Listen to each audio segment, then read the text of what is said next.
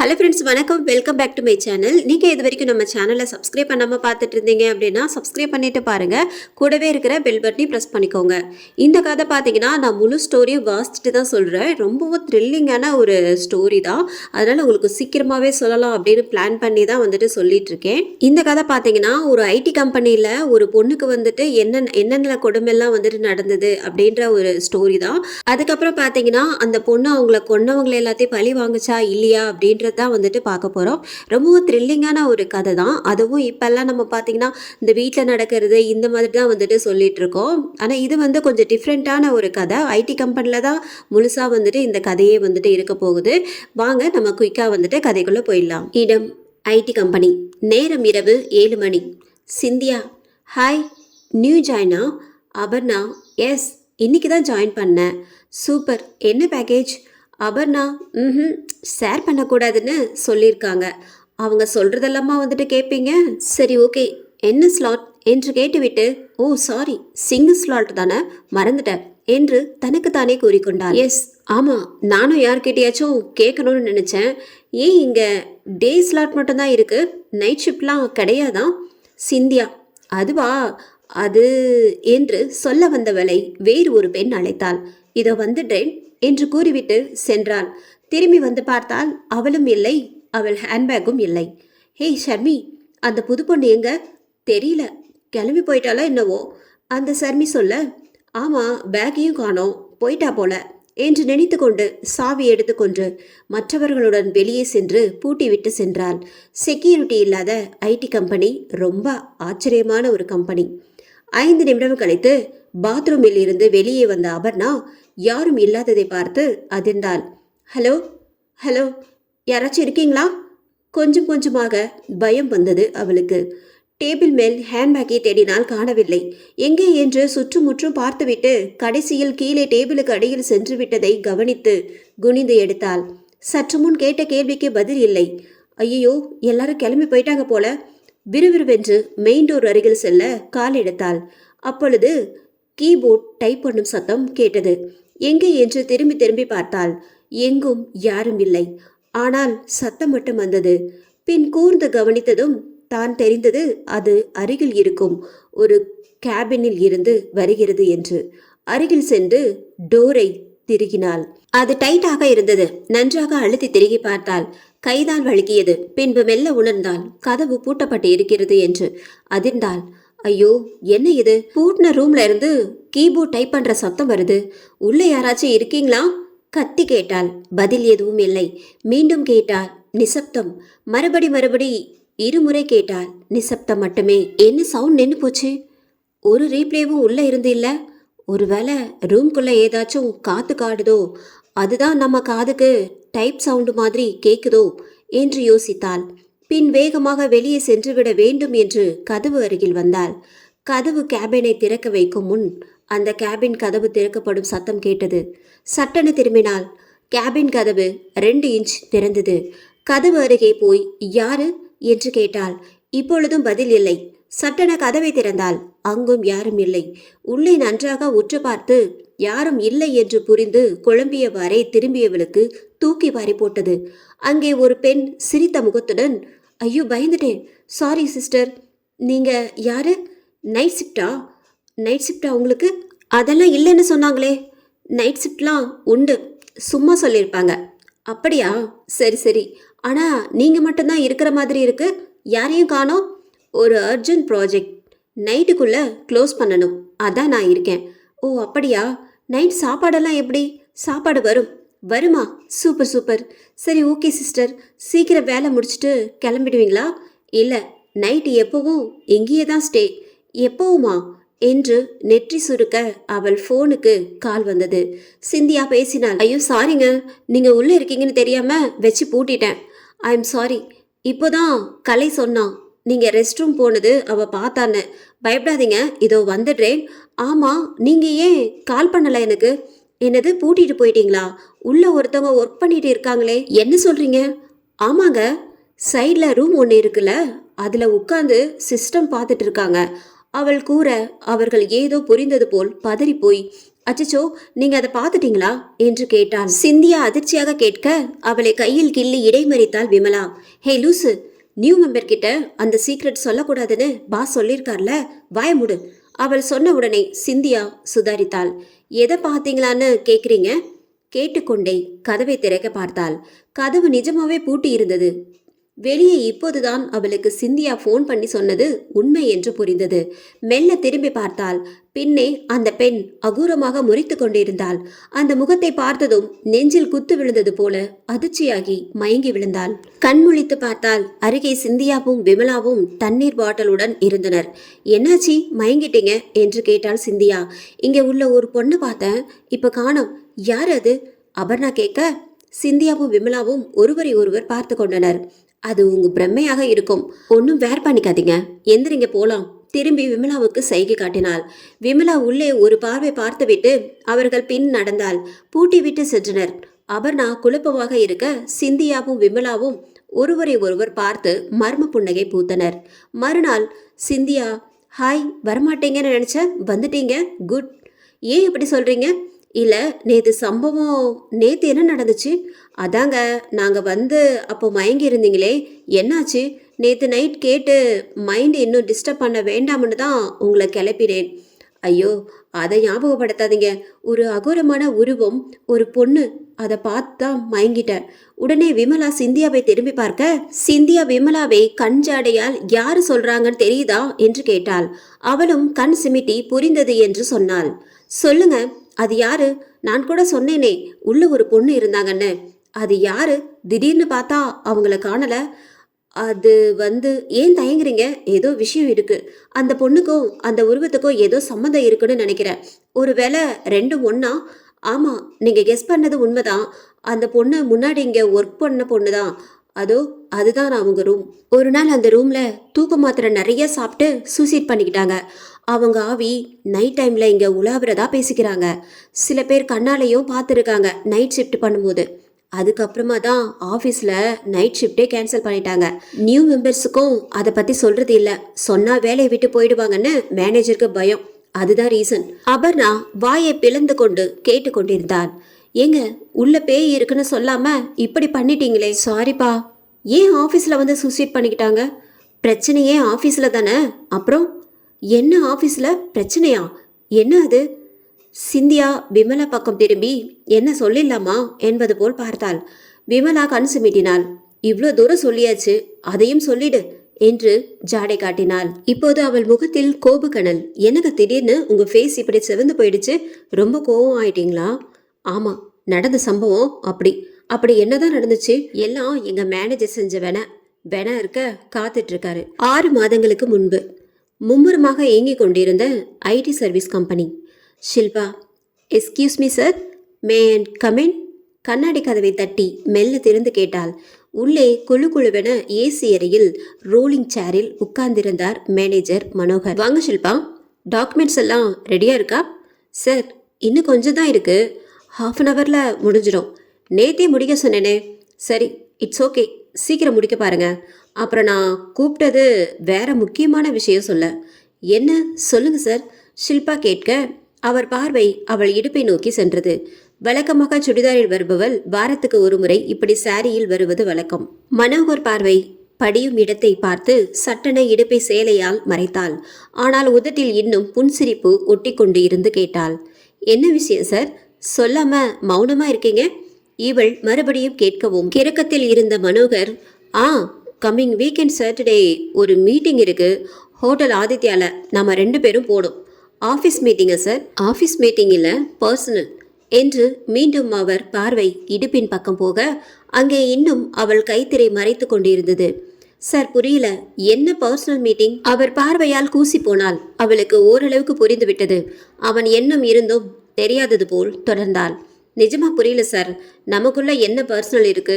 Personal ஆக்கிப்போம். இப்பொழுதும் அவசரப்பட்டு எதுவும் தப்பாக கேட்டுவிடக்கூடாது என்று தொடர்ந்தாள். மீட்டிங் எப்போ sir? Saturday night 10 o'clock. Sir, sorry sir, எங்கள் வீட்டில் நைட்டெல்லாம் எங்கேயும் போக விட மாட்டாங்க, நானும் போக மாட்டேன். நைட் ஷிஃப்ட்டுன்னு சொல்லு வீட்டில். மன்னிக்கணும் சார், என்னால் போய் சொல்ல முடியாது, எனக்கு அதெல்லாம் தெரியாது. நீ என்ன வேணும்னா பண்ணிக்கோ, ஆனால் சாட்டர்டே மீட்டிங் கன்ஃபார்ம். என்று டேபிள் மேல் வைத்திருந்த அவள் கையை பிடித்தார். அவள் வெடுக்கென கையை இழுத்து கொண்டாள். சார், எனக்கு இப்பதான் உங்க எண்ணம் நல்லா புரியுது. நான் அப்படிப்பட்ட பொண்ணு இல்லை. இனிமே இப்படி என்கிட்ட பிஹேவ் பண்ணாதீங்க. Last warning. ஓ, எனக்கு நீ வார்னிங் தரியா என்று எழுந்து அவள் கையை இறுக பிடித்து இழுக்க வந்தார். சட்டென கண்ணாடி கதவு அருகே யாரோ வருவது தெரியவே கையை எடுத்துக்கொண்டார். எஸ்கியூஸ் மீ சார், மே கமெண்ட்? டீம் லீடர் மகேஷ் கேட்டான். உள்ள வாங்க மகேஷ். சரி சார், நான் வரேன். ஷில்பா விடை பெற்றாள். அவள் போவதையே ஒரு மாதிரி இருந்தது. மகேஷ் அதை கவனித்தான். சொல்லுங்க மகேஷ். மகேஷ் திரும்பினான். சார், இந்த டாக்குமெண்ட்ஸில் உங்கள் சிக்னேச்சர் வேணும். வச்சுட்டு போங்க. ஆஃபீஸ் பாய் கிட்ட கொடுத்து விடுறேன். சரி என்று தலையாட்டி விட்டு அவன் சென்றான். Lunch time. ஏய் ஷில்பா, ஏன் ஒரு மாதிரியா இருக்க? நிவேதா கேட்டாள். உடன் சிந்தியாவும் விமலாவும் ஸ்பூனில் ஒரு பிடி அள்ளி வாயில் வைத்து கொண்டு உருமினாள். என்னாச்சுடி, இவ்வளோ டென்ஷனாக இருக்க? எல்லாம் அந்த மேனேஜரை நினச்சிதான். சரியான பொறுக்கி. ஹேய், என்னடி சொல்கிற? ரொம்ப ஜென்யூன் பர்சன்டி அவர். அவரை பார்த்து இப்படி சொல்கிற? மண்ணாங்கட்டி. அந்த ஆள் பக்கா ஃப்ராடு. என்னடி சொல்கிற? இல்லை, அவர் அப்படிப்பட்டவரே கிடையாது என்றனர் சிந்தியாவும் விமலாவும். நம்ப மாட்டீங்கன்னு தெரியும். அவருக்கு இங்கே இருக்கிற நல்ல பேர் எனக்கு தெரியாதா? கொஞ்சம் இதை பாருங்க. உள்ளே நடந்த எல்லாவற்றையும் ஃபோன் கேமராவில் வீடியோ எடுத்திருந்தாள். அதை பார்த்ததும் மூவருக்கும் அதிர்ச்சி. அடப்பாவி, இப்படிப்பட்டவனா இவன்? ச்சே, இந்த உலகத்தில் எல்லாருக்குமே ரெண்டு முகம் இருக்கு போலையே. கடுப்பாகினர் சிந்தியாவும் விமலாவும். பேசாம இதை எம்டி கிட்ட கம்ப்ளைண்ட் பண்ணிடலாமா? அவர் பார்த்துக்குவார். ஒன்றும் நடக்காது. இவளுக்கு இன்னும் டார்ச்சர் தான் ஜாஸ்தி ஆகும். அவனுக்கு எம்டி ஃபுல் சப்போர்ட். நிவேதா சொன்னாள். அப்படியா சொல்ற? இந்த வீடியோ போட்டு காட்டினாலுமா எந்த ஆக்ஷனும் எடுக்க மாட்டாரு? சிந்தியா கேட்டாள். ஆக்ஷன் எடுப்பார். அவருக்கு ஒரு சான்ஸ் கொடுன்னு அவன்கிட்ட கேட்பார். என்னடி சொல்லுற? அப்புறம் ஏண்டி, நாம் இந்த ஆஃபீஸில் ஒர்க் பண்ணணும். சேஃப்டி இல்லாத பிளேஸில் இருக்கவே கூடாது. சிந்தியா சொல்ல, ஓ, உனக்கு சேஃப்டியாக ஒரு ஆஃபீஸ் இருக்கா? சிட்டியில் எங்கே போனாலும் இதே பிரச்சனை இல்லாத இடமே இல்லை. நாம தான் தைரியமாக இதை ஃபேஸ் பண்ணணும். இவர்கள் பேசிக்கொண்டிருக்க ஷில்பா மௌனமாக அமர்ந்திருந்தாள். 3 ஸ்பூனுக்கு மேல் சாப்பிடாமல் எங்கேயோ பார்த்தபடி இருந்தாள். ஹே ஷில்பா, என்ன டல்லா இருக்க? இந்த பிரச்சனை ஈஸியாக சால்வ் பண்ணிடலாம். நான் ஐடியா சொல்கிறேன். நிவேதா சொல்ல ஷில்பா மெல்ல அவளை திரும்பி பார்த்தாள். இப்போவே இவ்வளோ ஆர்வமாக பார்த்தா எப்படி? நைட்டு யோசிச்சுட்டு நாளைக்கு சொல்கிறேன். ஃபீல் பண்ணாமல் நிம்மதியாக இரு. மறுநாள் நிவேதா, சிந்தியா, விமலா மூவரும் ஒன்றாக சேர்ந்து ஆஃபீஸ் வர ஆஃபீஸுக்கு வெளியே ஒரே கூட்டம். மூவரும் ஒருவரை ஒருவர் பார்த்து கொண்டு பதட்டமாக ஓடினர். அங்கே கூட்டத்தை விலக்கி பார்க்க பேரதிர்ச்சி கொண்டனர். ஷில்பா வாயில் ரத்தம் லேசாக வழிந்தபடி இறந்து கிடந்தாள். அதை பார்த்து அதிர்ந்து மூவரும் கதறி அழுதனர். அவள் மேல் விழுந்து அழவர ஒரு கான்ஸ்டபிள் அருகில் செல்ல கூடாது என்று தடுத்தார். போலீஸ்காரர்கள் ஆபீஸ் உள்ளே மார்க் செய்வது, பிங்கர் பிரிண்ட்ஸ் தடயங்கள் ஏதாவது இருக்கிறதா என்று துப்பு துலக்கி கொண்டிருந்தனர். மேனேஜர் மனோகர் பைக்கில் வேகமாக ஆபீஸ் கேம்பஸ்க்குள் நுழைந்தார். அவர் உள்ளே நுழைய மூவரும் ஒரு ஓரத்தில் நின்று அவரை முறைத்தனர். உள்ளே போலீசார் ஸ்டாஃப்ஸ்களிடம் விசாரித்துக் கொண்டே இருந்தார். ஒருவருக்கும் ஒரு விவரமும் தெரியவில்லை. எஸ் இன்ஸ்பெக்டர் மனோகர் வெளியே போய் அறிமுகப்படுத்திக்க முனைந்தார். நான் இந்த ஆஃபீஸில் மேனேஜர், பேரு மனோகர். என்ன உங்க ஆஃபீஸ் ஸ்டாஃப் சூசைட் அட்டெம்ப்ட் பண்ணியிருக்காங்க? நீங்கள் இவ்வளோ சாகவாசமாக வரீங்க? சாரி இன்ஸ்பெக்டர், மார்னிங் தான் எனக்கு நியூஸ் கிடச்சிது. ஆஃபீஸ் பாய் வடிவேலு கால் பண்ணி சொன்னான். அவருக்கு எப்படி தெரிஞ்சது? அவன்கிட்ட ஒரு சாவி இங்கே இருக்கு. அவன் தான் காலையில் திறக்க வந்திருக்கான். அப்போ ஆஃபீஸ் திறந்தபடி இருந்தது. உள்ளே ஷில்பா இந்த குளத்தில் பார்த்துட்டு எனக்கு ஃபோன் பண்ணி சொன்னான். நான் அவசரமாக ரெடி ஆகிட்டு வரேன். ஆஃபீஸில் ஏதாச்சும் பிரச்சனையா? இல்லை இன்ஸ்பெக்டர், அப்படி எதுவும் எனக்கு தெரியல. உங்களுக்கு யாருக்காச்சும் ஏதாச்சும் தெரியுமா என்று ஸ்டாஃப்களை பார்த்து கேட்டார். எல்லோரும் இல்லை என்று தலையாட்டினர். இன்ஸ்பெக்டர் உதட்டை பிதுக்கிக் கொண்டு வெளியே வந்தார். ஷில்பா பாடி போஸ்ட்மார்ட்டத்திற்கு அனுப்பப்பட்டது. மூவரும் ஒரு ஓரத்தில் அழுதபடி இருக்க ஆம்புலன்ஸ் வெளியே செல்லும் போதே ஷில்பாவின் அண்ணன் அண்ணி ஓடி வந்தனர். கதறியபடி ஆம்புலன்ஸில் விவரம் சொல்லி ஏறிக்கொண்டனர். இங்கே மூவரும், ஹே, எனக்கு என்னவோ அந்த படுபாவி மேலதான் சந்தேகமா இருக்கு, விசும்பினாள் நிவேதா. என்னடி சொல்ற? கொலை பண்ணி இருப்பான்னு சொல்றியா? தெரியல. கொலை பண்ணானா இல்லை தற்கொலைக்கு தூண்டினானா ஒன்றுமே புரியல. அதான் போலீஸ் கம்ப்ளைண்ட் கொடுத்துருக்காங்கல்ல, எப்படியோ கண்டுபிடிச்சிடுவாங்க. சிந்தியா சொன்னாள். எனக்கு என்ன பயம்னா, அரசியல் செல்வாக்கு உள்ளவன் தப்பு பண்ணாலும் தப்பிச்சிடுவாண்டி. அச்சிச்சோ, அப்படியாக்கா? வேற வழியே இல்லையா? யோசிக்கிறேன் என்று மட்டும் சொன்னாள் நிவேதா. அப்பொழுது எம்டி கார் உள்ளே நுழைந்தது. இன்ஸ்பெக்டரை கூட்டிக் கொண்டு அவர் ரூமுக்கு போய் அரை மணி நேரம் பேசினர். பின்பு வாயெல்லாம் பல்லாக இன்ஸ்பெக்டர் வெளியே வருவதை இவர்கள் மூவரும் பார்த்தனர். உள்ளே நடந்தது என்ன இன்ஸ்பெக்டர்? ப்ரமோஷனுக்கு வெயிட்டிங்னு கேள்விப்பட்டேன், உண்மையா? அதெல்லாம் உங்களுக்கு எப்படி தெரியும்? அதை விடுங்க, முதல்ல இந்த சூசைட்டுக்கு என்ன பதில் சொல்ல போறீங்க? அட இன்ஸ்பெக்டர், நான் ஏன் உங்க ப்ரமோஷன் பேச்சு எடுக்கிறேன்? இந்த பிரச்சனையை சரி கட்டதான் உங்ககிட்ட மறைக்கக்கூடாதுன்னு இப்போ சொல்கிறேன் என்று கூறி வெளியே கால் போட்டு மனோகரை உள்ளே வர சொன்னார். வா மனோகரா, உனக்கும் ஆஃபீஸில் ப்ரொமோஷன் வேணும்னா நான் சொல்கிறபடி நீங்கள் 2 பேரும் கேட்கணும்.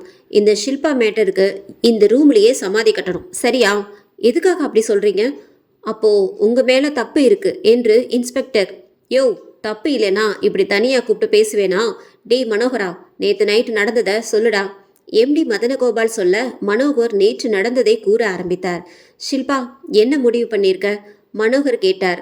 ஆஃபீஸில் எல்லோரும் போய்விட்டனர். ஆஃபீஸ் பாய் வடிவேலு மட்டும் இருந்தான் பூட்டுவதற்காக. சார் ப்ளீஸ், நான் காலையிலேயே சொல்லிட்டேன், நான் அப்படிப்பட்ட பொண்ணு இல்லை, நீங்கள் ரொம்ப நல்லவர்னு நினச்சேன். ஆனால் நீங்களுமா? ச்சே, நீ எல்லாம் ஒரு ஆள்னு உன் மேலே மரியாதை வச்சிருந்த பாரு. நல்லா திட்டு, என் காதுக்கு கேட்காது. என்னையே இவ்வளோ திட்டுறியே, உன்னை உண்மையிலேயே முதல்ல ஆசைப்பட்டதே எம்டி தான். இதுக்கு என்ன சொல்ற என்று கூறி சிரித்தான். பின் வெளியே கால் பண்ணி வடிவேலுவை உள்ளே அழைத்தார். வடிவேலு போய் 2 டீ வாங்கிட்டு வா, கொஞ்சம் பொறுமையாவே வா என்று சில்பாவை வினோத பார்வை பார்க்க அவளுக்கு சற்றென்று பதட்டமானது. வடிவேலு டீ வாங்க சென்று விட்டான். அவன் சென்று விட்டதை உறுதி செய்து கொண்ட மனோகர் சட்டென கண்ணாடி கதவை பூட்டினான். இதை சற்றும் எதிர்பார்க்காத ஷில்பா எகிரி சென்று அவர் கதவை பூட்டுவதை தடுக்க பார்த்தாள். மனோகர் அவளை வேகமாக தள்ளிவிட்டார் கீழே. துபர், தப்பிக்க நினைக்காத. மதனகோபால் சார் ஒரு பொண்ணு மேலே ஆசை வச்சுட்டார்னா அதை அடையாமல் விடமாட்டார். அதனால பிரச்சனை பண்ணாமல் ஸ்மூத்தாக நடந்துக்கிட்டா உனக்கு எந்த பிரச்சனையும் இல்லை. திமிரு பிடிச்சி நடந்தா நாங்கள் நடந்துக்கிற விதமே வேற. என்ன சொல்ற? இவன் சொல்லி கொண்டு இருக்க எம்டி உள்ளே வந்தான். என்ன மனோ, வலிக்கு வந்தாளா இல்லை திமிரு பிடிச்சி அலையிறாளா? இவ வேற என்ன பண்ணுவா? ஒத்துக்க மாட்டேங்கிறா. இதை கேட்டு கோபம் கொண்ட எம்டி அவளை எழுப்பி நிறுத்தி கன்னத்தில் பலார் பலார் என்று 4 அறை அறைந்தான். அவள் உள்ளே லேசாக மயக்கமானாள். பின் அவள் கையை சேரோடு சேர்த்து கட்டி போட்டு காலையும் கட்டி போட்டு அந்த மயக்க நிலையில் அவளை மானபங்கப்படுத்தினான். அவளால் பெரிதாக எதிர்க்க முடியவில்லை. அந்த நிலையில் அவனுக்கு பின் மேனேஜரும் வெறியாட்டம் போட்டான். எல்லாம் முடித்ததும் எம்டி பிளான் போட்டான். டேய், இடத்தை கிளீன் பண்ணடா, இவளுக்கு ட்ரெஸ்ஸை மாட்டிவிட்டு அவர் ரூமுக்கு தூக்கிட்டு வா. மனோகர் அதுபடி செய்தான். இதற்கிடையில் மனோகர் வடிவேலுக்கு ஃபோன் செய்து நைட் ஷில்பா வேலை செய்ய போகிறார், அதனால் அவர் கிளம்புவதாகவும் டீ கேன்சல் செய்துவிட்டு அவனை அப்படியே போக சொல்லிட்டார். சாவி ஷில்பாவிடம் இருக்கு, அவள் பூட்டிக் கொள்வாள் என்றும் கூறினான். பின் அவளை சேரில் உட்கார வைத்துவிட்டு ஒரு லெமன் ஜூஸ் எடுத்து டம்ளரில் கொட்டினான். அதில் பாய்சனை கலந்து அவளுக்கு வாயில் ஊட்டினான். அரை மயக்கத்தில் இருந்த அவள் அதை தொண்டைக்குள் இறக்கி கொண்டாள். 2 நிமிடத்தில் உயிர் பிரிந்தது. என்ன இன்ஸ்பெக்டர், இப்போ புரியுதா உன்னை ஏன் தனியா கூட்டிட்டு வந்தேன்னு? போஸ்ட்மார்டம்ல நாங்க கெடுத்ததா தெரியவே கூடாது. அதுக்கு டாக்டரை கரெக்ட் பண்ண நீ ஹெல்ப் பண்ணணும். எங்களை இந்த கேஸ்ல மாட்டிக்காம தப்பிக்க வச்சா உன் ப்ரமோஷனுக்கு நாங்க கேரண்டி என்று கூறி 500 ரூபாய் நோட்டு கட்டுகளை வீசினான். வெளியே வந்த இன்ஸ்பெக்டருக்கு முகமெல்லாம் பல். ஆனால் காரணம் இதுதான். எம்டி சொன்னபடி எல்லாவற்றையும் பணம் கட்டி சரி செய்தான். இருவரும் தப்பினர். அவள் தற்கொலை செய்து கொண்டாள் என்று சாட்சிக்கு அவள் கைப்பட எழுதியது போல ஒரு லெட்டரை எழுதி வைத்தான். அந்த எம்டி யாருடைய கையெழுத்தை போலவும் எழுத முடிந்த திறமை உள்ள கிராதகன் அவன். யாருக்கும் தெரியாமல் உண்மையை குழி தோண்டி புதைத்தனர். அன்று இரவு 10:45 மணி. நன்றாக குடித்துவிட்டு கொஞ்சம் அப்பாக சோஃபாவில் உட்கார்ந்திருந்தான் எம்டி. வெளியே காலிங் பெல் அடிக்கும் சத்தம் கேட்டது. அப்படியே நிமிர்ந்து பார்த்தான். கண் மங்களாக தெரிந்தது. பின் கண்ணை குறுக்கி பார்த்தான். வெளியே கதவு அருகே நிவேதா. வா வா நிவேதா, நீ ஒத்துக்கிட்டு வருவேன்னு நான் நினைச்சு கூட பார்க்கல. சொன்னபடி வந்துட்டியே. எம்டி அதுக்கு கூப்பிட்டான் என்று அதற்கு சம்மதித்து வருவது போல நடித்து வந்தால் எல்லாம் அவனை தீர்த்து கெட்டதான். வா, வந்து இப்படி பக்கத்துல உட்கார் என்று அவன் அருகில் கை காட்டினான். இல்ல சார், நான் இங்கேயே உட்கார்ந்துக்கிறேன் என்று அவன் எதிரில் உட்கார்ந்தாள். எதுக்கு வந்திருக்க? அப்படி தள்ளி போய் உட்கார்ந்துக்கிட்டா எப்படி? போதை மட்டுமல்ல, காமமும் தலைக்கேறி பேசினான். நிவேதா மெல்ல எழுந்து அவன் பின்னே போய் நின்று அவன் தோளில் கை வைத்தாள். அவனுக்கு உடம்பெல்லாம் ஜில்லென்று ஆனது. சொக்கி மயங்கி போனான். பின் மெல்ல அவனுக்கு மேலும் ஊற்றி கொடுத்தாள். ஆனந்தமாக குடித்தான். மெல்ல மெல்ல அவன் போதையை அதிகப்படுத்தினாள். போதும் போதும், இன்னும் எவ்வளோ ஊற்றி கொடுப்ப? வா ஸ்டார்ட் பண்ணலாம். ஸ்டார்ட் பண்ணதா போறேன், இன்னும் கொஞ்சம் சாப்பிடுங்க என்று கூறி மேலும் 2 கிளாஸ் ஊற்றி குடித்தாள். அவன் தள்ளாடும்படி அந்த அளவுக்கு குடித்து விட்டான். பின் மெல்ல அவன் வாயை கர்ச்சீஃப் வைத்து கட்டினாள். அவன் திமிரினான். என்ன பண்ற என்பது போல் சைகை காட்டினான். என்ன பண்ண போறேன்னு பாக்குறியா? என் ஃப்ரெண்டை கொலை பண்ணி அழகா எஸ்கேப் ஆயிட்டல, அதுக்கு பள்ளி தீர்க்க தான் வந்திருக்கேன் என்று அவன் காதோறும் சொன்னாள். அவன் விக்கித்து போனான். என்ன அதிர்ச்சி ஆயிட்ட?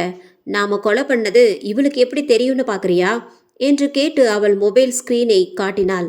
ஆடியோ ரெக்கார்டு ஒன்று ஆரம்பித்தது. அதை கேட்க கேட்க அவனுக்கு அதிர்ச்சி. அவன் இன்ஸ்பெக்டர் உடனும் மனோகருடனும் பேசிய பேச்சு அப்படியே ஒலித்தது. என்னடா தரையில பேசுனது திரையில வருதுன்னு பாக்குறியா?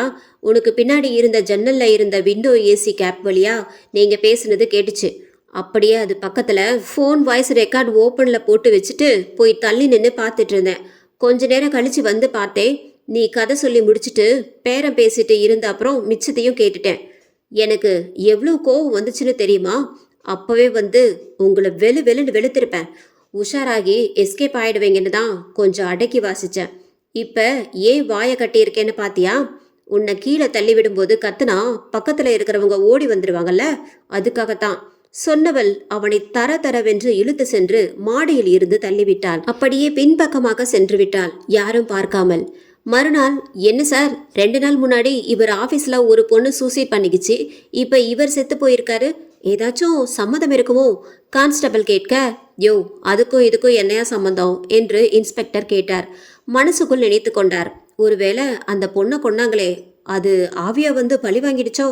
சேச்ச, ஆவியாது பூதமாவது ஃபுல் மப்பு ஆகி தடுமாறி விழுந்திருப்பார்.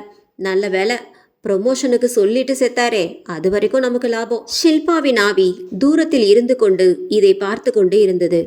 எம்டியை நிவேதா கொன்ற கதையை சிந்தியாவும் விமலாவும் கூறி முடிக்க இடையே அபர்ணா குறுக்கிட்டாள். உங்க எம்டியை கொண்ட நிவேதா அக்கா ஏன் இந்த மேனேஜரை விட்டுட்டாங்க? இருந்தா தானே கொல்றதுக்கு. அப்படின்னா அவங்க செத்து போயிட்டாங்க. அச்சிச்சோ, எப்படி? அன்னைக்கு எம்டியை கொண்டுட்டு வரும்போதே ரயில்வே கிராசிங்கில் ட்ரெயினில் அடிபட்டு அந்த இடத்துலையே செத்துட்டாங்க. அச்சச்சோ, எங்களுக்கெல்லாம் ரொம்ப அதிர்ச்சி. அவங்கள ரொம்ப மிஸ் பண்ணுறோம். அப்புறம் என்னாச்சு? ஏன் நீங்கள் ஒரு ஸ்டெப்பும் எடுக்கலையா அவரை கொல்றதுக்கு? ஏன் எடுக்காம ஆன் த ப்ராசஸ்?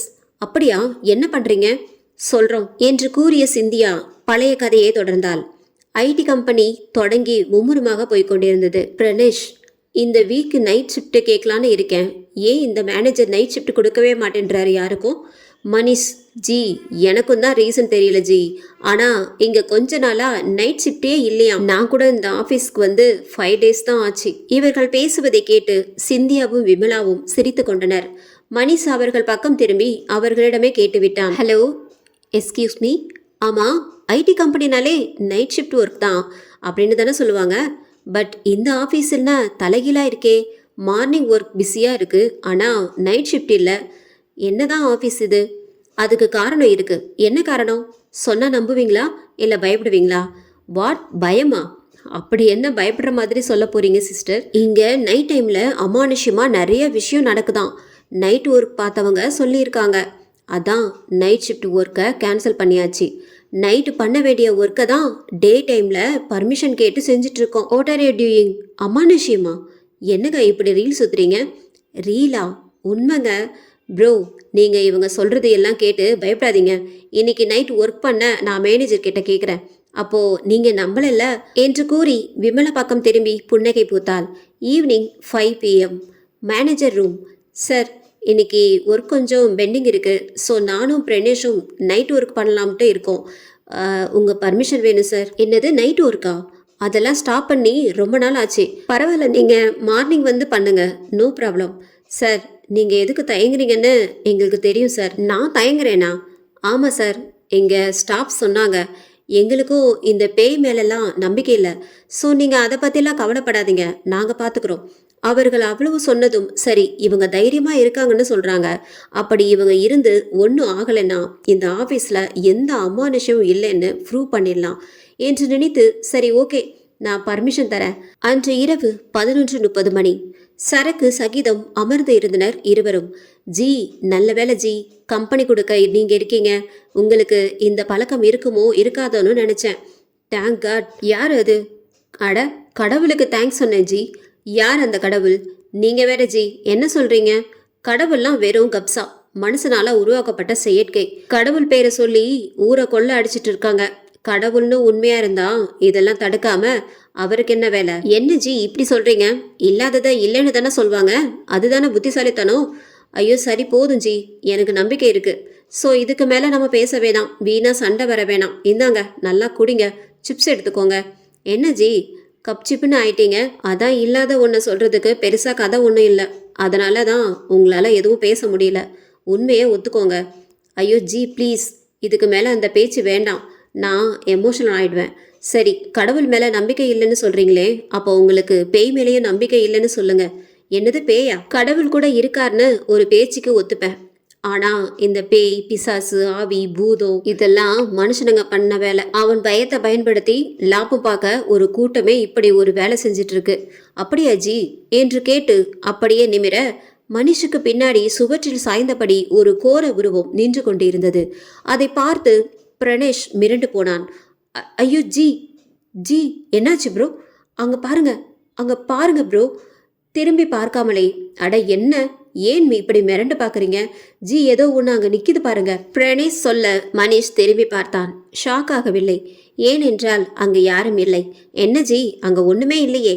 உடனே பிரணேஷ் எட்டி பார்க்க அந்த இடத்தில் அந்த கோர உருவம் இல்லை. இப்போதான் பார்த்தேன் ஜி. எங்கே போச்சு? ஜி நீங்கள் அந்த பொண்ணு சொன்னதை நினச்சி ரொம்ப பயந்து போயிருக்கீங்க. இன்னும் 2 ரவுண்ட் அடிங்க, பயம் போயிடும். அதெல்லாம் வேணாம் ஜி, போதும். படம் ஏதாச்சும் இருக்கா? ஓ எஸ் இருக்கே. இருக்கா? நான் என்ன படம் கேட்குறேன்னு புரியுதா? இந்த நேரத்தில் என்ன படம் கேட்க போறீங்க ஜி?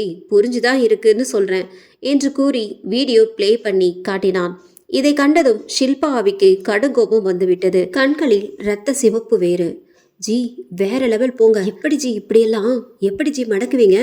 அதுக்கெல்லாம் மச்சம் மட்டும் போதாது, அந்த களை தெரியணும்.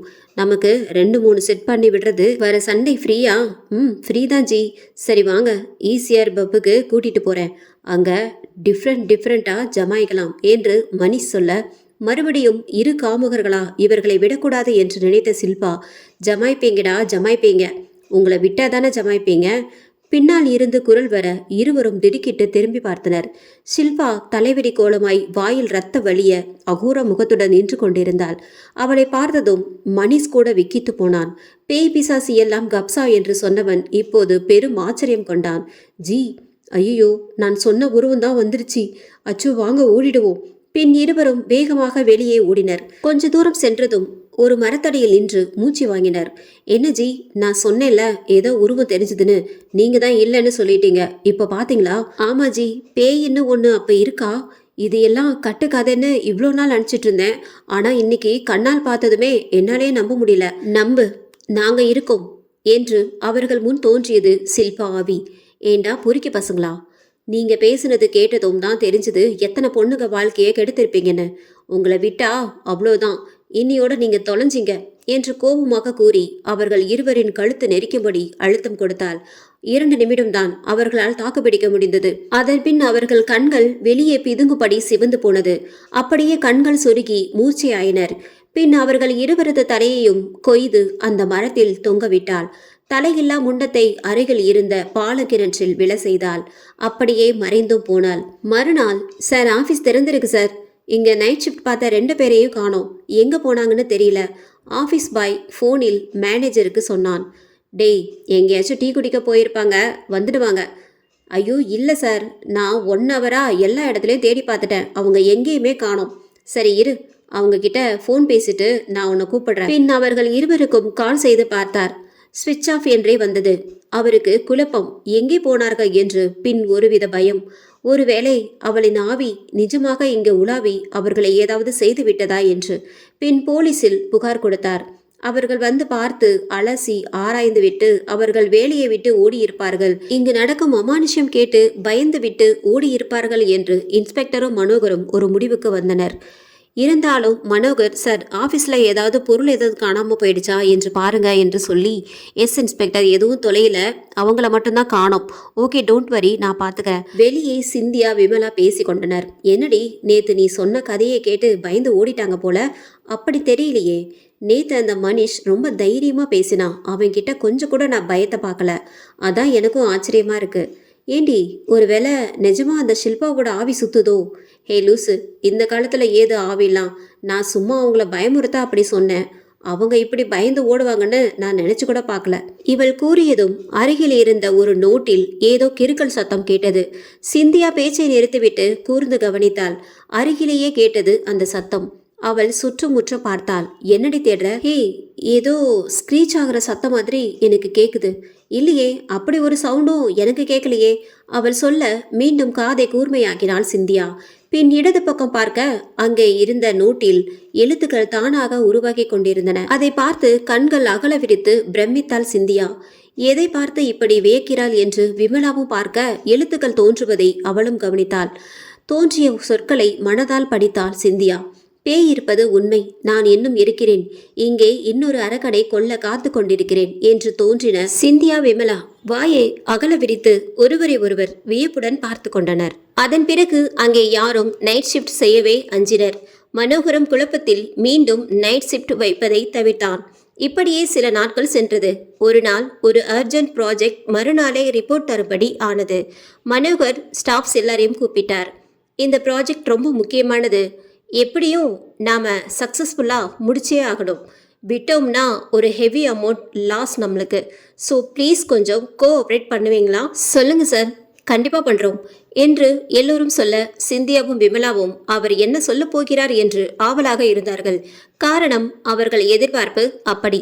அவர்கள் எதிர்பார்த்தபடியே அவரும் சொன்னார். அது ஃப்ரெண்ட்ஸ் எல்லாரும் நல்லா கேட்டுக்கங்க, நான் இந்த வீக் நைட் ஷிஃப்ட் வைக்கலான்னு முடிவு பண்ணியிருக்கேன். அவன் சொல்லி முடிக்கும் முன் ஸ்டாஃப்களிடையே சலசலப்பு. என்ன இது, நைட் ஷிஃப்ட்னு சொல்கிறாரு? ஐயோ, நைட்டு எப்படி வேலை செய்கிறது இங்க என்று வீதியில் உறைந்து போய் பேசி கொண்டனர் அனைவரும்.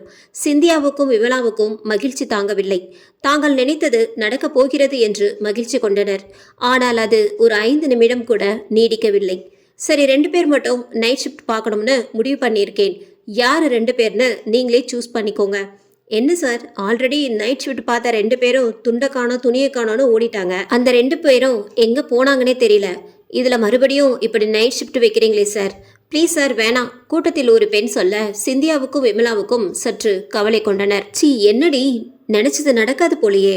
அதற்கு காரணம், அவன் நைட் ஷிஃப்ட் டைம்ல ஆஃபீஸில் இருப்பான் என்று நினைத்தனர். ஆனால் இப்பொழுதும் இவன் தங்கவில்லை.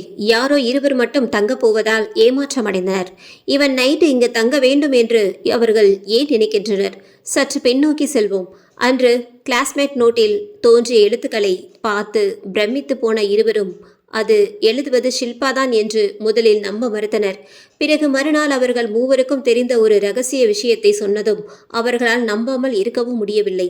பின் ஷில்பா அவர்களை அந்த நோட்டின் மூலமாக அவளுடன் தொடர்பு கொள்ள சொன்னாள். அவள் கேட்க இவர்கள் பதிலை எழுதுவார்கள். இவர்கள் கேட்கும் கேள்விக்கு அவள் பதில் எழுதுவாள். சிந்தியா தான் அன்று முதலில் ஆரம்பித்தாள். சுற்றுமுற்றும் பார்த்து யாரும் இல்லை என்று ஊர்ஜிதம் பண்ணிக்கொண்டு இருவரும் நோட்டை எடுத்துக்கொண்டு டைனிங் ரூம் சென்றனர். நிஜமாவே நீ ஷில்பா தானா, இல்லை ஏதாச்சும் மந்திரவாதியா? எங்களை வசியம் பண்ண வேலை பார்க்குறியா? சிந்தியா எழுதினாள். பதில் எழுத்துக்கள் தோன்றின. நான் உங்கள் ஷில்பா தான். நம் மூவருக்கும் மட்டும் தெரிந்த ரகசியத்தை சொல்லியும் உங்களுக்கு நம்பிக்கை வரவில்லையா? இவர்கள் இப்பொழுது எழுதினர். அந்த விஷயம் நீ சொன்னதும் தான் எங்களுக்கு நம்பிக்கையே வந்தது. இருந்தும் ஒரு சந்தேகம், அதான் என்றாள் சிந்தியா. தயக்கம் வேண்டாம், நாம் தாமதிக்கும் ஒவ்வொரு நொடியும் அவன் ஆயுள் கூடிக்கொண்டே போகிறது. அந்த மனித மிருகம் சீக்கிரம் ஒழிய வேண்டும். நீ யாரு சொல்ற? எல்லாம் மேனேஜர் புறம்போக்க தான் சொல்ற. அநேகமா உங்களுக்கு தெரிஞ்சிருக்கணுமே, என்ன கொன்னது இவங்க தானே? ஆமா, சாகிறதுக்கு முதல் நாள் நிவேதாக்கா சொன்னாங்க. அதனால இவனை பழி தீக்க இங்கேயே இருக்கேன். ஆனா ஏனோ என்னால காலை நேரத்துல வர முடியல. நைட் டைம்ல தான் என்னால் ஆக்டிவாக இருக்க முடியுது. ஆனால் நைட் டைம்ல அவன் இங்கே இருக்காம எஸ்கேப்பாக நைட் ஷிஃப்டையே கேன்சல் பண்ணி வச்சிருக்கான். அவனை எப்படியாச்சும் நைட் தங்குறபடி பண்ணிட்டா அப்புறம் நான் பார்த்துக்கிறேன் என்று கூறினாள். இப்படிதான் அவன் இரவில் தங்குவான் என்று எதிர்பார்த்து இருந்தவர்களுக்கு அவன் ஏமாற்றம் தான் தந்தான். நாங்க தங்குறோம் சார் என்று இரு குரல் கேட்டது. யார் என்று பார்த்தால் சங்கரும் நிரோசனும். அனைவரும் அவர்களை அதிர்ச்சியாக பார்த்தனர். மனோகருக்கு மகிழ்ச்சி. எப்படியோ வேலை நடந்தால் சரி என்று இருந்தான். லாபத்தில்தான் குறி. அவர்கள் உயிரில் அக்கறை இல்லை அவனுக்கு. ஆனால் அவன் உயிர் மீது மட்டும் அக்கறை. ஷில்பா ஆவி இருக்கிறதோ இல்லையோ, எப்படியும் தான் இரவில் மாட்டிக்கொள்ள கூடாது என்று முனைப்பாக இருந்தான். அன்று நேரம் இரவு 12:30 மணி. என்ன ப்ரோ இப்படி நைட் ஷிஃப்ட் பண்ண ஒத்துக்கிட்டீங்க? எனக்கு என்னவோ பயமா இருக்கு, நிரோசன் சொன்னான். ஐயோ ப்ரோ, எதுக்கு இப்படி பயப்படுறீங்க? காலையில மட்டும் கேட்கும்போது எப்படி ஒத்துக்கிட்டீங்க? அது ஏதோ நீங்க கொடுத்த தைரியத்துல ஒத்துக்கிட்டேன். ஆனா நேரம் ஆக ஆக மூளைக்குள்ள தந்தி அடிக்குது. யாரோ இருக்கிற மாதிரியே ஃபீல் ஆகுது. கவலைப்படாதீங்க ப்ரோ, ஒன்றும் ஆகாது. இதோ பாருங்க என்று தன் பர்ஸை காட்டினான். அதில் சிவன், விஷ்ணு, பிள்ளையார், முருகன், அம்மன் என 5 படங்கள் இருந்தன. இவங்கெல்லாம் எனக்கு துணையா இருக்கும்போது எதுவும் ஆகாது ப்ரோ, தைரியமா இருங்க என்று சொல்லிவிட்டு கம்ப்யூட்டருக்குள்ளே மூழ்கி போனான். ஒரு 1/4 மணி நேரம் சென்று இருக்கும். ஷில்பா தோன்றினாள். இவங்க நல்லவங்களா இருப்பாங்க போலிருக்கே. போன தடவை இருந்த மிருகங்கள் மாதிரி இல்லை இவங்க. இவங்கள பயமுறுத்தணுமா என்று ஒரு கணம் எண்ணினார் ஷில்பா.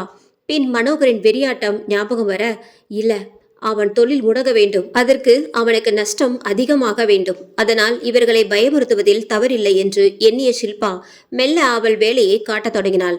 ப்ரோ, ஏதோ சத்தம் கேட்கல? சங்கரிடம் கேட்டான். இல்லையே ப்ரோ, எனக்கு எதுவும் கேட்கலையே. ப்ரோ, நல்லா கேளுங்க, ஏதோ கீபோர்ட் டைப்பிங் மாதிரி சவுண்ட் கேட்குது. ப்ரோ, ஆனாலும் ரொம்ப தான் பயப்படுறீங்க. நீங்க ஒழுங்கா ஒர்க் பண்ணுங்க ப்ரோ, வேற எந்த நினைப்பும் வராது, ஓகேவா என்று கூறிவிட்டு மீண்டும் வேலையில் மூழ்கி போனான். சற்று நேரத்தில் அவனுக்கே அந்த சத்தம் கேட்டது. அவனுக்கு குழப்பமாகிவிட்டது, லேசாக பயமும் கூட. அவன் வேலை செய்வதை நிறுத்தியதை பார்த்த நிரோஷன், என்ன ப்ரோ வேலை செய்யறதை ஸ்டாப் பண்ணிட்டு என்ன யோசிச்சுக்கிட்டு இருக்கீங்க என்று கேட்டான். ப்ரோ, என்ன சொல்ல, நீங்க சொன்ன மாதிரியே அந்த டைப்பிங் சவுண்டு எனக்கும் கேட்குது. இவன் சொல்ல அவனுக்கு இன்னும் வயித்தே கலக்கியது. அச்சிச்சோ ப்ரோ, நான் தான் சொன்னேன்ல ஏதோ சத்தம் கேட்குதுன்னு. வாங்க ப்ரோ, மேனேஜருக்கு கால் பண்ணி சொல்லிட்டு கிளம்பிடுவோம். இருங்க ப்ரோ, ஃபர்ஸ்ட் இந்த சவுண்டு எங்கிருந்து வருதுன்னு பார்ப்போம். அவன் சொல்ல இருவரும் மெல்ல சீட்டில் இருந்து எழுந்தனர். சத்தம் வந்த திசையை நோக்கி சென்றனர். அந்த பூட்டிய ரூமில் இருந்து வந்தது. அதன் அருகில் வர வர இன்னும் சத்தம் அதிகமாக கேட்டது. அப்படியே தைரியத்தை வரவழைத்து கொண்டு மெல்ல அந்த கண்ணாடி வழியே ரூமிற்குள் எட்டி பார்த்தனர். ரூம் வெளியே பூட்டியபடி இருக்க, உள்ளே சிஸ்டம் கீபோர்ட் தானாக கீ தட்டியபடி இருந்தது. இருவருக்கும் பேரதிர்ச்சி. இது என்ன அதிசயம், தானாக டைப் அடிக்கின்றது. இது ஒருவேளை ஆவியின் வேலைதானா என்று யோசித்து அப்படியே திரும்ப அவர்கள் பின்னே அந்த கோர உருவத்துடன் நின்றாள் ஷில்பா. இருவரும் தொண்டை கிளிய அலறினர். பின் அவள் தன் தலைமுடியை பிடித்து தலையை இந்த பக்கமும் அந்த பக்கமும் திருகி பீத்தி எடுத்தாள். கையில் வாலிபால் போல வைத்துக்கொண்டு தட்டி தட்டி விளையாடினாள். இதை பார்த்த இருவரும் தலை தெறிக்க ஓடினர். ஆபீஸை விட்டு. அதன் பிறகு பகலிலும் வேலைக்கு வர பலர் பயந்தனர். இவன் மெல்ல மெல்ல நஷ்டத்தை அடைய தொடங்கினான்.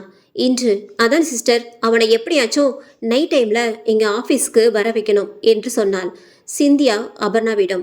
ஏன் சிஸ்டர், நைட்ல தான் அவளால் ஆக்டிவாக வேலை செய்ய முடியுது, வர முடியுதுன்னு சொன்னால, அதான். சரி, அந்த ஆள் தான் நைட் வர்றதே இல்லைன்னு சொன்னீங்க.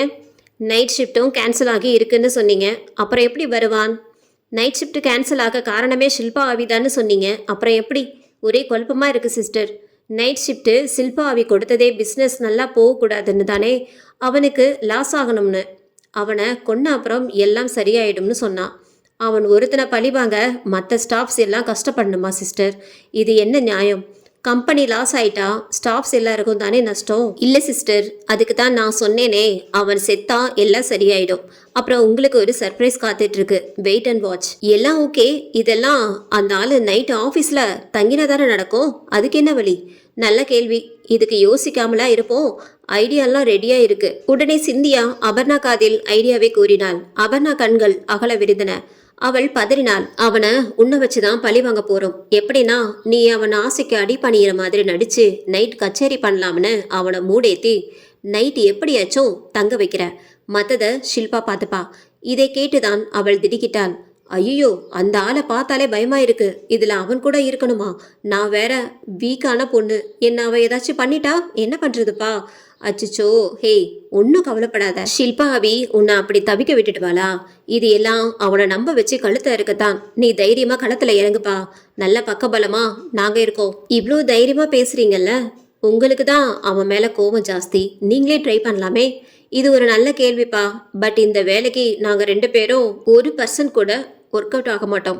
ஏன்னா எங்களை சீண்ட கூட மாட்டான் அந்த படபாவி. ஆனால் உன்னை அவன் நீ ஜாயின் பண்ணதுலேருந்தே உன் மேலே கண்ணா இருக்கான். அது தெரிஞ்சுதான் நாங்கள் இப்படி ஒரு பிளான் போட்டோம்.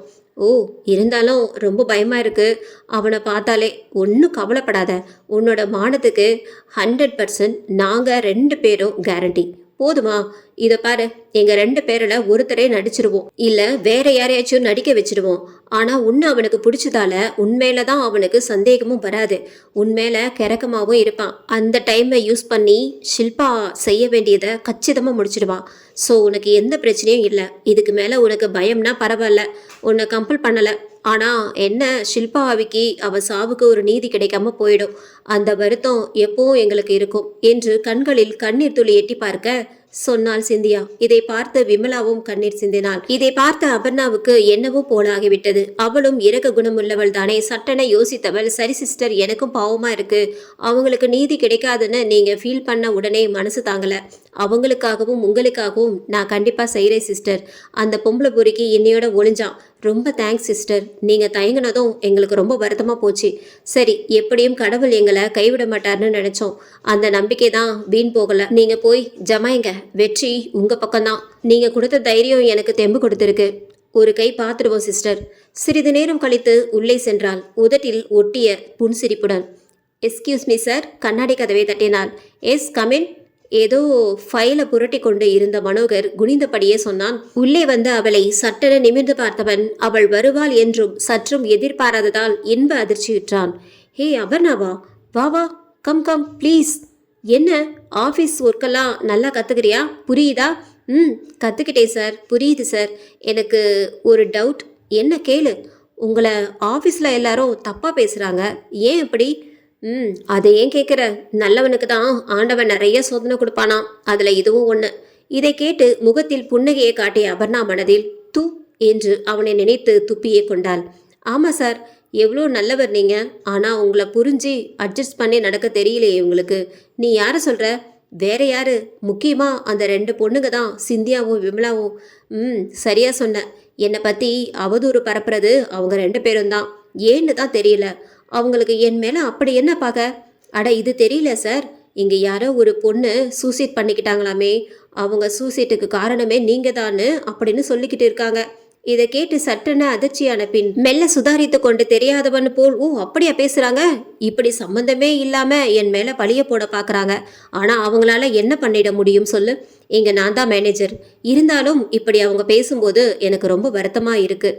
நன்றாக உருட்டினாள். அவனும் அவள் பேச்சை நம்பி மயங்கி போனான். ஆகா, இவளை ஈஸியாக மடக்கிடலாம் போலையே. இந்த லட்டு இவ்வளவு சீக்கிரம் கிடைக்கும்னு நான் எதிர்பார்க்கல. சரி சரி, அவசரப்படுத்த வேண்டாம். முதல்ல அவளுக்கு நிஜமாக விருப்பம் இருக்கா இல்லை பிகு பண்ணிடுவாளான்னு செக் பண்ணிட்டு அப்புறம் நங்கூரத்தை ஸ்ட்ராங்காக போடுவோம் என்று யோசித்தான். எனக்காக இவ்வளோ ஃபீல் பண்ணுவான்னு நான் நினச்சி கூட பார்க்கல. ரொம்ப தேங்க்ஸ் அபர்ணா. ஐயோ, இதில் என்ன சார் இருக்கு?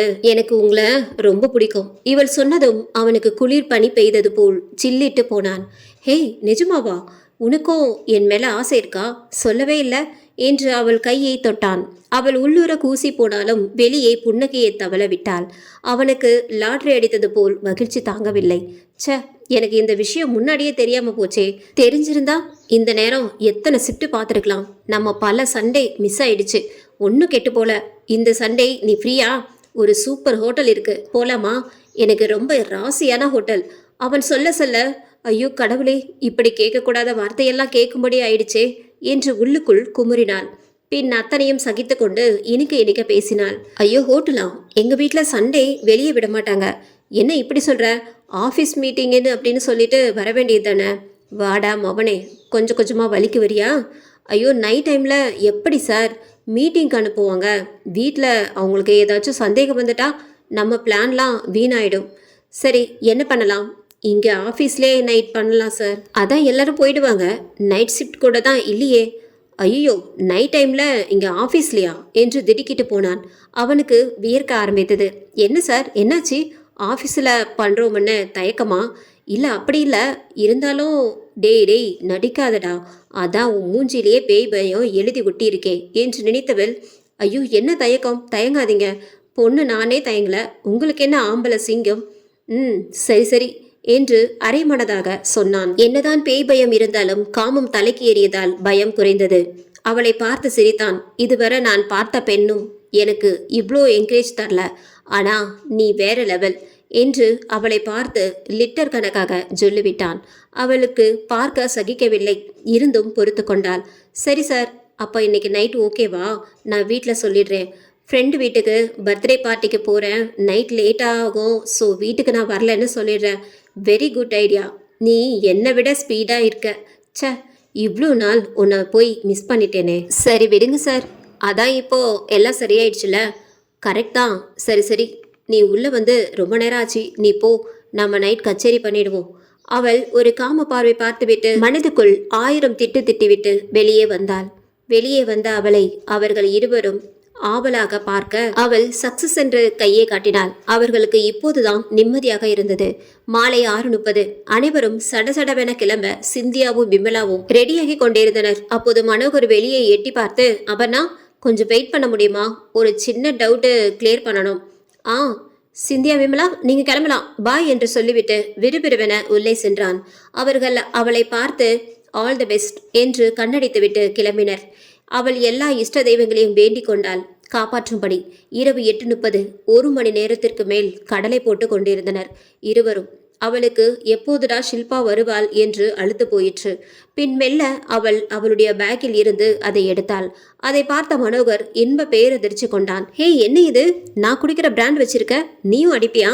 இது எனக்கு இல்லை, உங்களுக்கு தெம்பு ஏத்த. இதை போட்டா எங்க தெம்பு ஏற போகுது? போதை தான் ஏறும். அப்படியெல்லாம் இல்லை, இதை குடிச்சு பாருங்க, சொர்க்கத்துக்கே போயிடுவீங்க. அப்படியா? அவ்வளோ சூப்பராக இருக்குமா என்று அதை வாங்கி குடிக்க வந்தான்.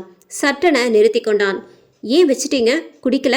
இல்லை, ஒரு பொண்ணு முன்னாடி எப்படி குடிக்கிறேன்னு தான். அட பாவி, ஒரு பொண்ணு மானபகப்படுத்துறதுக்கு வைக்கப்படலை, அவன் முன்னாடி தண்ணி அடிக்க என்னடா தயக்கம்? அதுவும் சரிதான்ல என்று அவள் தோள் மேல் கையை போட்டு கட்டி அணைக்க வந்தான். ஆ, ஃபஸ்ட்டு ஆசை தீர குடிங்க, அப்புறம் ஆரம்பிக்கலாம் என்று தற்காலிக தடை போட்டாள். அவள் தோள் மேல் கை போட்டதும் அவளுக்கு பக்கென்று ஆனது. நல்ல வேளை சுதாரித்து கொண்டாள். அவன் அந்த ஃபுல் பாட்டில் முடிக்கவும் மணி 11:30 நெருங்கவும் சரியாக இருந்தது. அவன் தலைக்கு ஏறிய போதையில் அவளை தின்றுவிடும் பார்வை பார்த்தான். அவள் மேல தாவ வந்தான். அவள் சற்றென்று எழுந்து கொண்டாள். ஹே, எங்க போற? டைம் ஆயிடுச்சு, வா ஆரம்பிக்கலாம் என்று கூறி மெல்ல அவளை மேலே நிமிர்ந்து பார்க்க அபர்ணா ஷில்பாவாக மாறி நின்று கொண்டிருந்தாள். இவனுக்கு பேரதிர்ச்சி. யாரை பார்க்க கூடாது என்று நைட் ஷிப்டெல்லாம் கேன்சல் செய்து தவிட்டானோ அவளை இப்போது கண் எதிரில். என்னடா, ஞாபகம் இருக்கா என்ன? நீ நீ என்ன திக்கிற? என்னை திக்கு முக்காட வச்சு என்னை அனுபவிச்சு சாகடிச்சிங்களே, ஞாபகம் இருக்கா? இப்போ உன் கதையை முடிக்க நான் வந்திருக்கேன். ஹே அபர்ணா, என்ன ஏதேதோ உளற என்று வாய் கொளறினான் அவன். நல்ல கண்ணை திறந்து பாருடா முண்டோ, நான் அபர்ணா இல்லை, உன்னால கொல்லப்பட்ட ஷில்பா என்று அவள் முகம் அகோரமாக மாற அதை கண்டு அவன் கதி கலங்கி போனான். அவன் சட்டையை பிடித்து தரதரவென இழுத்து அவனை டேபிள் மேல் 4-5 முறை வேகமாக மோதினாள். மோதிய வேகத்தில் அவன் மண்டை உடைந்தது. வலியில் துடிக்கக்கூட முடியாமல் அவ்வளவு குடித்திருந்தான்.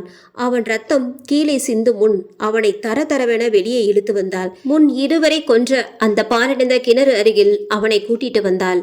அவன் ஆடையெல்லாம் உருவி அவன் உடம்பு எங்கும் நகக்கீரல் போல் பிராண்டி விட்டாள். அவனுக்கு கொஞ்சம் கொஞ்சமாக போதை தெளிய அவனுக்கு வலி அதிகரித்து துடித்தான். அவன் டீ-ஷர்ட்டை கொண்டு அவன் கத்தாதவாறு அவன் வாயை பொத்தினாள்.